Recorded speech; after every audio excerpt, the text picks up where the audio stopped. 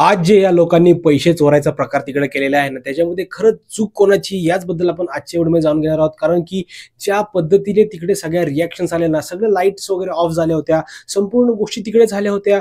पण बिग बॉसनी त्यांना तिकडे पर्सनली त्या आर्याला आणि जान्हवीला ते काहीतरी तंटाघर काहीतरी त्याच्यामुळे 30-30 हजार जी बीबी करन्सी ती देण्यात आली आणि त्यांना सांगितलं की ही तुमची जबाबदारी, ही तुम्हाला तुमचे पैसे सेव्ह करायचे. त्यानंतर निकी तिकडे जोरजोरात बोंबा मारून म्हणते की हे पैसे म्हणजे आपण चोरू पण शकतो. मग तिथून ह्यांची प्लॅनिंग प्लॉटिंग झाली. तिथून डायरेक्टली आपल्याला एक गोष्ट बघायला मिळते की सगळेजण झोपलेले असतात. आर्या ही तिचे पैसे स्वतःजवळ ठेवलेले असतात आणि त्या जान्हवीने सगळे पैसे अरबाजकडे दिलेले असतात आणि त्यामुळे अरबाज कुठेतरी जाऊन लपून ठेवतो पैसे त्या सोडून.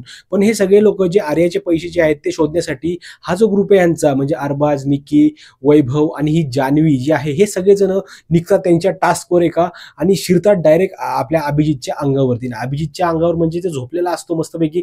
पहिले अभिजितनी संपूर्ण गोष्ट खरंच मनापासून त्यांनी खूप मस्तीमध्ये घेतली. पण ज्या वेळेस त्याला असं वाटलं की यार हे आता डोक्याच्या वरून चाललेलं आहे, त्या टायमालाच त्या माणसाने तिकडे आवाज उचलला की यार मस्तीपर्यंत मी जोपर्यंत मस्ती करत होतो तोपर्यंत चालू होत ठीक होतं, पण तुम्ही जरा जास्तच आता करायला लागलेला आहात.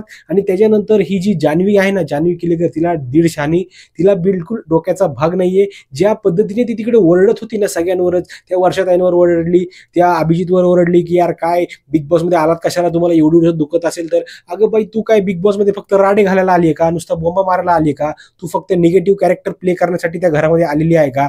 या संपूर्ण गोष्टी या जान्हवीला खरंच कळत नाहीयेत. ज्या पद्धतीने ती तिकडे रिॲक्ट करते ना, त्या एकदम मूर्खपणाच्या गोष्टी आहेत आणि त्या मला तर बिलकुल आवडत नाहीत. आणि मला एवढी तरी गोष्ट कळलेली आहे की संपूर्ण महाराष्ट्राला त्या गोष्टी आवडत नाहीयेत. तर मित्रांनो, ह्याच्यामध्ये संपूर्ण गोष्ट तुम्हाला सांगतो की चूक कोणाची झालेली आहे.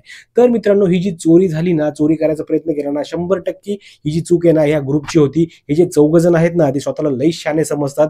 ते तिकडे काय करायचा प्रयत्न करतात त्यांना माहिती. फक्त उगीच कोणाला तरी इरिटेट करायचं आणि पैसे काढून घ्यायचा प्रयत्न करायचा त्यांनी केला. पण ह्यांची चूक होती. कोणाला एक एवढ्याच लिमिटपर्यंत त्यांनी खेचायला पाहिजे होतं. किंवा मग चोरी जर करायची होती तुम्हाला तर सगळे झोपलेले असताना कोणाला न कळता सगळं शोधून काढून तुम्ही शकला होता ना.